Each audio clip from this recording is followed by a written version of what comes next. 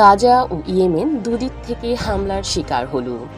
Israel শুক্রবার যখন গাজার দক্ষিণাঞ্চল ঘিরে ফেলেছে, ইসরায়েলি সেনারা তখন অঞ্চলটি থেকে ইসরায়েলি ভূখণ্ড লক্ষ্য করে ছোড়া হয় গুলি। হামাসের ছোড়া গুলিতে গুরুতর আহত হন এক আইডিএফ কর্মকর্তা। শুক্রবার ইসরায়েলের সীমান্তবর্তী এলাকাগুলোতে এসব হামলা চালায় ফিলিস্তিনি স্বাধীনতাকামী গোষ্ঠীটি। তবে ইসরায়েলের দাবি, হামাসের গুলিতে তেমন কোনো ক্ষয়ক্ষতি হয়নি। তেল আবিবের আহত ওই কর্মকর্তাও খুব সামান্যই আঘাত পেয়েছে। অন্যদিকে ইসরায়েলের পাল্টা গুলিতে তাৎক্ষণিকভাবে নিহত হয়েছেন সংগঠনটির 2 সদস্য। কিছুক্ষণ পর এপি সেলের আরও এক সদস্যকে বিমান হামলা চালিয়ে হত্যা করা হয়েছে বলে জানিয়েছেন আইডিএফ।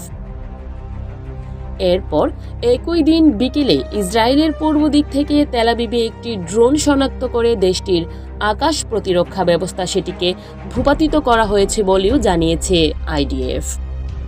হামলার পরপরই এর দায় স্বীকার করে নেই ইয়েমেনে ইরান সমর্থিত সশস্ত্র গোষ্ঠী। হুতি জানায়, তেল আবিবের কাছে সামরিক লক্ষ্যবস্তুতে আঘাত হানলে এই হামলা চালানো হয়। হামলায় ব্যবহার করা হয় 2টি ড্রোন।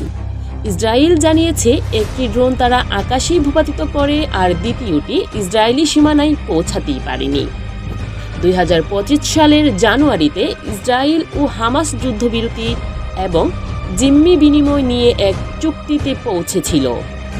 পরবর্তী কয়েক সপ্তাহে জিম্মি বিনিময়ের একাধিক ধাপ সম্পন্ন হয়, কিন্তু মার্চের মাঝামাঝি থেকে হামাস এই প্রক্রিয়া ধীর করে দেয়। ফলে আইডিএফ আবার গাজা উপত্যকায় সামরিক অভিযান আর বিমান হামলা শুরু করে। মার্চের শেষ দিকে ইসরায়েল জানায় তারা নতুন শর্তে আবার যুদ্ধবিরতিতে আগ্রহী। কিন্তু 7 এপ্রিল হামাস ইসরায়েলের দিকে রকেট হামলা চালালে পরিস্থিতি আবার উত্তপ্ত হয়ে ওঠে। এর জবাবে ইসরায়েল তাদের অভিযান আরও তীব্র করে।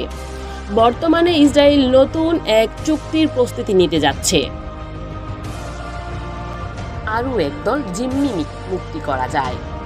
এই প্রক্রিয়ায় সরাসরি যুক্ত রয়েছেন মার্কিন প্রেসিডেন্ট ডোনাল্ড ট্রাম্প। বিশ্লেষকরা বলছেন, বর্তমান পরিস্থিতিতে সাবেক ও আবারও প্রেসিডেন্ট ডোনাল্ড ট্রাম্পের সরাসরি হস্তক্ষেপ আন্তর্জাতিক রাজনীতিতে একটি গুরুত্বপূর্ণ বার্তা দেয়। এটা বোঝায় মার্কিন যুক্তরাষ্ট্র ইসরায়েল ফিলিস্তিন সংকটে সক্রিয়ভাবে জড়িয়ে পড়েছে এবং মধ্যপ্রাচ্যে প্রভাব ধরে রাখতে তারা এক ধরনের দ্রুত সমাধান চাচ্ছে। তবে ট্রাম্পের কূটনৈতিক রেকর্ড ও তার স্বতন্ত্র শৈলীর কারণে এই মধ্যস্থতা কতটা সফল হবে সেটা সময়ই বলবে। শাকিলা খুরশেদ, 24 নিউজ।